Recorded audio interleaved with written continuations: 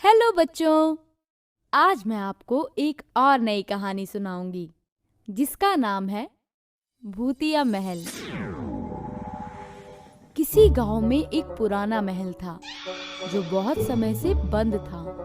गांव के लोगों का मानना था कि हर रात उस महल से किसी के रोने और चीखने चिल्लाने की आवाजें आती थी। शाम होते ही गांव का कोई भी आदमी उस महल की तरफ नहीं जाता था। एक बार 3 दोस्त पिंकी, रोहित और सुमित उस गांव में पिंकी की दादी के घर रहने आते हैं। इन तीनों को घूमना फिरना बहुत पसंद था। रोहित और सुमित के साथ साथ पिंकी भी इस गांव में अपनी दादी के पास पहली बार आई थी। एक दिन वो तीनों गांव में घूम रहे थे तो कुछ लोग उन्हें एक महल के बारे में बात करते हुए दिखाई दिए। उनकी बात सुनकर पिंकी बोली, अंकल नमस्ते, मैं पिंकी यहाँ अपनी दादी के घर रहने आई हूँ। अंकल, अभी आप किसी भूतिया महल की बात कर रहे थे, वो क्या है?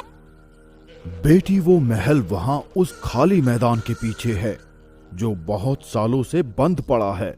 ऐसा कहा जाता है कि बहुत साल पहले उसी महल में राजा के पूरे परिवार को किसी ने मार दिया था।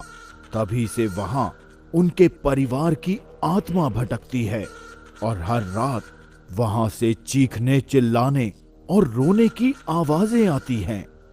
तो क्या उस महल में कोई नहीं आता जाता? नहीं बेटी, शाम होते ही कोई भी इंसान उस तरफ नहीं जाता। मेरी सलाह है, आप बच्चे भी शाम होने के बाद उस तरफ बिल्कुल मत जाना। ये बोलकर वो आदमी वहाँ से चला जाता है और तीनों दोस्त आपस में बात करने लगते हैं। दोस्तों, अब आएगा मजा। चलो आज रात उस महल में चलते हैं। नहीं रोहित, उन अंकल ने अभी जो भी कहा अगर वो सच हुआ तो, इसीलिए हमें वहाँ नहीं जाना चाहिए। हाँ रोहित, पिंकी बिल्कुल सही कह रही है। चलो अब घर चलते हैं। ये बोलकर तीनों दोस्त वहाँ से चले जाते हैं, लेकिन रोहित के दिमाग में अब भी उस महल में ना जाने का फितूर रहता है। देर रात रोहित घर से बाहर निकल जाता है। रोहित को रात में घर से अकेले निकलते हुए सुमित देख लेता है और पिंकी को बताता है। पिंकी सुनो, रोहित अकेले घर से निकल गया है। मुझे लगता है वो पक्का उसी भूतिया महल में जाएगा। चलो हमें उसके पीछे जाना चाहिए और उसे रोकना चाहिए। हाँ ठीक है, जल्दी चलो। ये बोलकर पिंकी और सुमित जल्दी से घर से निकलते हैं और रोहित के पीछे उसे ढूंढते हुए उस भूतिया महल तक पहुंच जाते हैं। वहां जाकर पिंकी रोहित को आवाज लगाती है, रोहित, रोहित। लेकिन रोहित उन्हें कहीं नहीं दिखता तो सुमित बोलता है, पिंकी, मुझे लगता है कि रोहित महल के अंदर चला गया है। तो अब क्या करें सुमित? चलो हम भी इस महल के अंदर चलते हैं और जल्दी से रोहित को लेकर बाहर आ जाएंगे। ठीक है, चलो चलते हैं। दोनों डरते हुए रोहित को ढूंढने के लिए उसे आवाज लगाते हुए महल के अंदर चले जाते हैं। क्योंकि महल में बहुत अंधेरा होता है तो वो दोनों डरकर बाहर वापस आ जाते हैं। लेकिन तभी उन्हें महल से किसी के चिल्लाने की आवाज आती है, जिसे सुनकर पिंकी बोलती है, शायद ही रोहित की आवाज है। वो महल के अंदर ही है, हमें अंदर वापस जाना होगा। पिंकी के ये बोलने के बाद वो दोनों वापस अंदर जाते हैं और रोहित को ढूंढने लगते हैं। तभी सुमित को महल के एक कमरे से कुछ आवाज आती है। आवाज सुनकर वो दोनों डर जाते हैं। दोनों डरते हुए उस कमरे का दरवाजा खोलते हैं और अंदर जाते हैं। लेकिन अंदर जाकर वो हैरान हो जाते हैं क्योंकि उस कमरे में कोई नहीं था। कमरा बिल्कुल खाली था। ये देखकर वो दोनों और ज्यादा डर जाते हैं और भागकर कमरे से बाहर निकलते हैं। तभी उन्हें फिर से किसी के चिल्लाने की आवाज आती है। तभी सुमित के कंधे पर पीछे से कोई हाथ रखता है। दोनों बहुत बुरी तरह से डर जाते हैं और पसीना पसीना हो जाते हैं। पर जब वो पीछे मुड़कर देखते हैं तो वहाँ रोहित था। रोहित को देखकर वो दोनों बहुत खुश होते हैं और उसे गले लगा लेते हैं। तभी रोहित बोलता है, तुम मुझे मना करके खुद दोनों यहाँ आ गए, ये तो गलत बात है ना। हम यहाँ घूमने नहीं आए हैं रोहित, तुम्हारे पीछे आए थे। मेरे पीछे? लेकिन मैं तो खुद तुम दोनों के पीछे यहाँ आया हूँ। रोहित की ये बात सुनकर पिंकी गुस्से से सुमित की तरफ देखती है। तब सुमित बोलता है, अरे मैंने सच में रोहित को घर से निकलते हुए देखा था। हाँ, मैं गया था, लेकिन मैं तो किसी काम से बाहर गया था और जब वापस आ रहा था तो मैंने तुम दोनों को यहाँ आते हुए देखा, तो मैं भी तुम्हारे पीछे आ गया। ये सब तुम्हारी वजह से हुआ है सुमित। तभी रोहित बीच में बोलता है, अरे दोस्तों, जब यहाँ आ ही गए हैं तो क्यों ना एक बार इस महल में घूम लेते हैं। कितना बड़ा महल है ये, कितना मजा आएगा। रोहित की ये बात सुनकर पिंकी और सुमित एक दूसरे को देखते हैं और एक साथ चिल्लाते हुए बोलते हैं, नहीं नहीं नहीं। पिंकी और सुमित की बात को नजरअंदाज करते हुए रोहित अकेले ही महल में घूमने चल पड़ता है। रोहित को ऐसे भागते हुए देखकर पिंकी और सुमित उसे रोकने उसके पीछे पीछे जाते हैं। तभी पिंकी उसे बोलती है, रोहित सुनो, इस महल में सच में भूत है। तुम्हें पता है, मैंने और सुमित ने अभी कुछ देर पहले ही एक खाली कमरे से किसी के बोलने की आवाज सुनी है। पिंकी की इस बात को भी रोहित नजरअंदाज कर देता है और महल में इधर उधर घूमने लगता है, जिसे देखकर पिंकी और सुमित दोनों घबरा जाते हैं और उसके पीछे पीछे चल पड़ते हैं।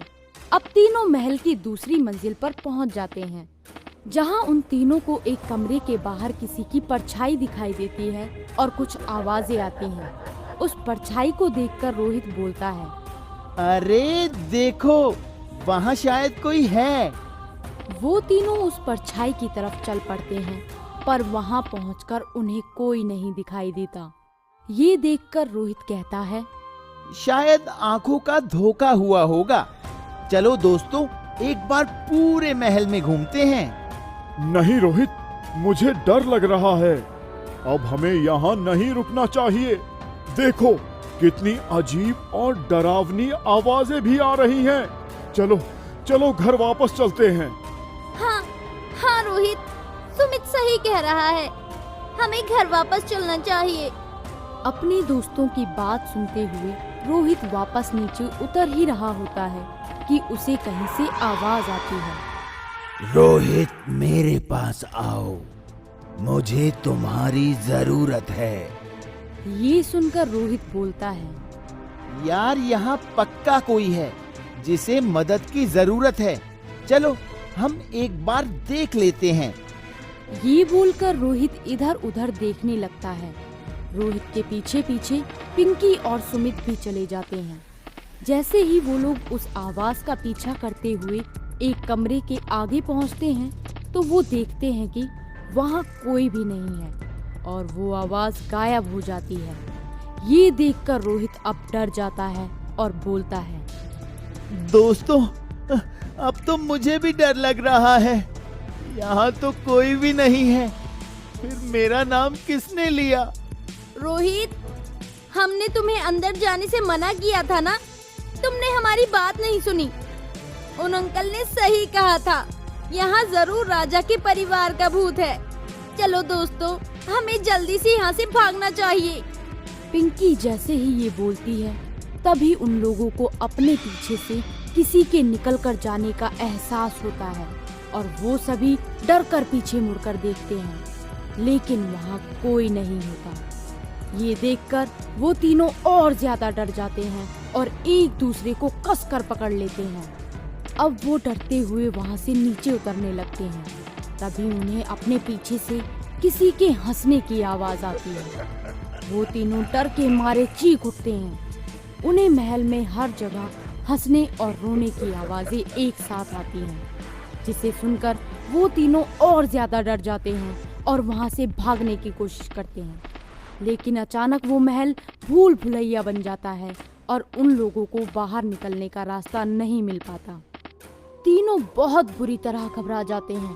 तभी सुमित बोलता है, दोस्तों, मुझे लगता है शायद हम कभी बाहर नहीं निकल पाएंगे।